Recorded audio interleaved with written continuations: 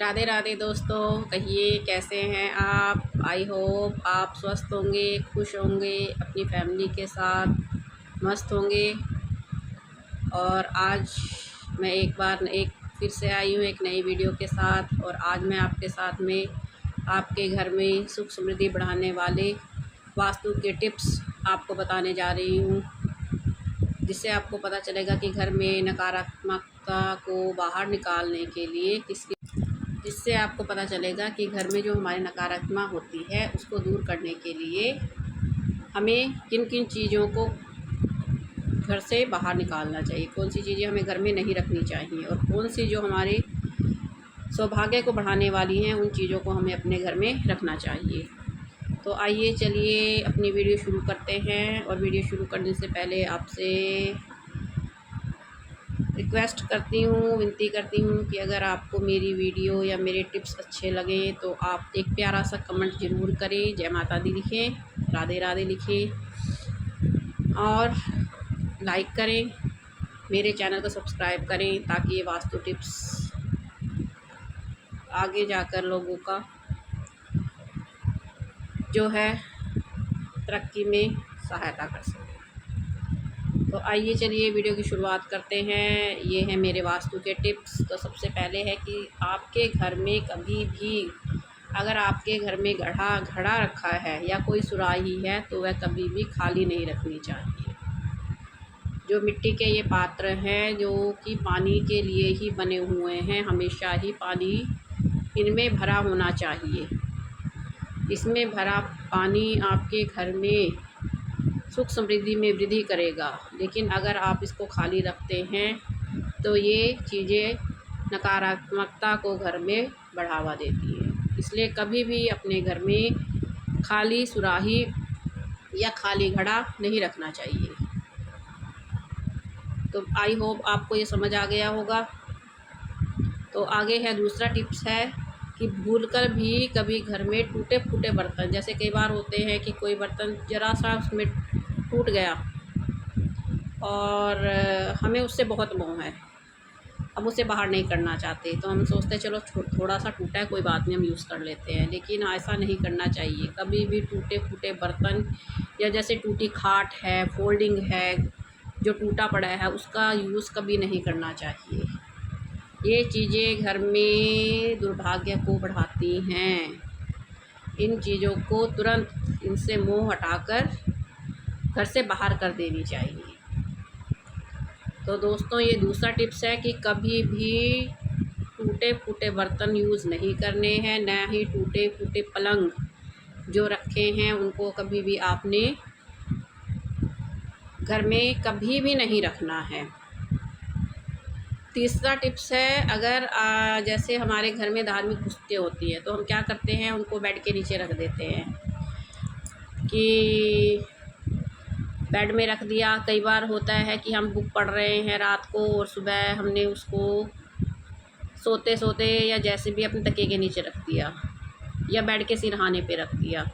तो कभी भी धार्मिक पुस्तकों को बेड के अंदर या तकिए या गद्दा जो हमारा है उसके नीचे कभी भी नहीं रखना चाहिए। ये हमारी बुद्धि को भ्रमित करता है। इस बात का हमेशा ध्यान रखें। अगर आप कोई भी धार्मिक पुस्तक पढ़ते हैं तो आपको हो सके तो आसन बिछाकर धरती पर बैठकर पढ़ें। अगर आप ये नहीं कर सकते तो कुर्सी पर बैठकर पढ़ें। और बेड पर बैठकर लेटकर तो कभी भी धार्मिक पुस्तकें नहीं पढ़नी चाहिए। और अगर आप धार्मिक पुस्तकों को बेड के अंदर आपने डाल दिया और उसके बाद आपने क्या किया, उसी के ऊपर आप बैठ रहे हैं, सो रहे हैं, पैर भी आप रख रहे हैं, तो उसका दुष्प्रभाव किस पर पड़ेगा, आप ही पर पड़ेगा। तो इस बात का हमेशा ध्यान रखें कि कभी भी बेड के अंदर या तकिए के नीचे आपने पुस्तकें जो धार्मिक पुस्तकें हैं वो घर पर नहीं रखनी है।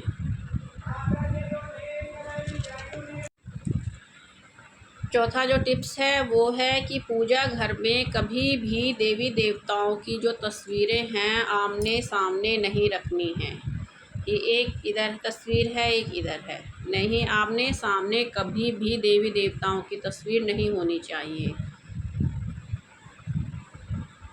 हमेशा आप पूजा कर रहे हैं तो भगवान की मूर्ति आपके सामने होनी चाहिए। इस बात का विशेष ध्यान रखें कि ये छोटी छोटी बातें ही घर में नकारात्मकता को बढ़ावा देती हैं। दुष्ट और जो बुरी नज़रें हैं, बुरे प्रभाव हैं, वो हमारे घर में डालती हैं। इसलिए पूजा घर का तो विशेष ध्यान रखना चाहिए कि कोई भी हमसे ऐसी छूट, कमी या कोई भी ऐसी भूल ना हो जो हमारे लिए हानिकारक है। तो इस बात का विशेष ध्यान रखें। 5वां पॉइंट है कि जब भी आप घर में साफ़ सफाई करते हैं तो अधिकतर क्या आदत होती है कि झाड़ू लगाया, उसके बाद दरवाजे के पीछे हमने झाड़ू को रख दिया। ऐसा कभी भी नहीं करना है। कभी भी झाड़ू लगाकर दरवाजे के पीछे झाड़ू को नहीं रखना है। झाड़ू माता लक्ष्मी का स्वरूप माना गया है। माता लक्ष्मी, जब आप घर की साफ़ सफाई करते हैं तो उसी से माता लक्ष्मी प्रसन्न होकर घर में आती हैं। झाड़ू लगाने के बाद उसे हमेशा छुपा कर रखना चाहिए। उस पर ना तो किसी का पैर लगे, ना वो किसी को दिखाई दे। इस बात का विशेष ध्यान रखें। उसके बाद है, जो आपके घर की उत्तर पूर्व दिशा है, वहाँ पर कभी भी कचरा इकट्ठा ना होने दे। कभी भी वहाँ पर कचरा इकट्ठा आपने नहीं करना है। आपके घर का जो ईशान कोण है, उत्तर पूर्व की दिशा है, उसे हमेशा आपको स्वच्छ रखना है। वो देवताओं की दिशा होती है और देवताओं की दिशा हमेशा साफ़ और स्वच्छ होनी चाहिए। हो सके तो उसको पानी से रोज़ साफ़ करें, धुलाई करें। ये आपके घर में पॉजिटिविटी को लाएंगे। इस बात का आप लोगों को विशेष ध्यान रखना है। उसके बाद है, घर में जो टूटे फूटे शीशे रखे होते हैं या फिर जो बंद घड़ियाँ रखी हैं, टूटी हुई घड़ियाँ रखी हैं, ये आपके घर का एक बहुत बड़ा वास्तु दोष आपके अंदर लेके आती है। ये एक बहुत बड़ा वास्तु दोष समझा जाता है कि घर में कभी भी शीशे टूटे फूटे नहीं होने चाहिए। और जो घड़ी बंद हो गई है, या तो उसमें सेल डाल के उसे ठीक कर दो। अगर आपको लगता है ये ठीक नहीं है तो रिपेयरिंग के लिए दो। अगर वो रिपेयरिंग के बाद भी सही नहीं हो रही है तो उसे घर के अंदर मत रखें, क्योंकि उसका जो कांटा हिलता है वो अगर पॉजिटिव है तो पॉजिटिव डायरेक्शन हमारे घर में पॉजिटिविटी लाएगा। अगर वो वहाँ रुक गया है तो नेगेटिविटी हमारे घर के अंदर लेके आता है।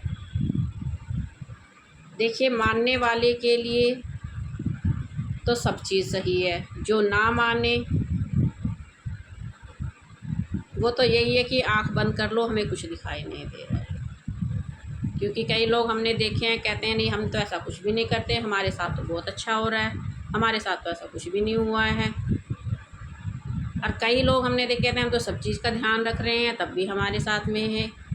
ऐसा क्यों होता है कि घर में लड़ाई झगड़े क्लेश बीमारियां लगी हुई हैं?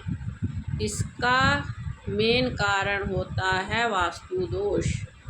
और वास्तु दोष से बचने के लिए आपको ये छोटे छोटे नियम है, इसमें कोई पैसा किसी का खर्च नहीं होता है, इसमें कोई भी प्रॉब्लम हमें नहीं आती है, ना हमें थकान होती है, ना बाज़ार से कुछ ख़रीद के लेके आना है। सिर्फ हमने अपना जो है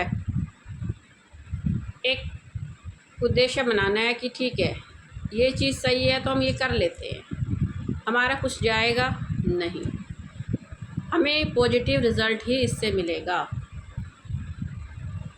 और घर को सुख समृद्धि और सकारात्मक लाने के लिए इन वास्तु टिप्स को अपनाइए और देखिए आपका जीवन कैसे सुख समृद्धि से भरपूर होता है। तो दोस्तों, ये मेरे वास्तु टिप्स हैं और इन्हें आप एक बार आजमा कर देखिए कि आपकी लाइफ में कितना आप परिवर्तन होता है। और इसी के अनुसार आप अगर एक भी इनमें से कोई भी एक उपाय करने की कोशिश भी करेंगे तो आपको इसके सकारात्मक परिणाम ही मिलेंगे। तो आप अपने घर में स्वस्थ रहें, जीवन में सफल हों, बच्चे आपकी अच्छी शिक्षा प्राप्त करें, इसी मंगल कामना के साथ राधे राधे दोस्तों, जय माता दी दोस्तों।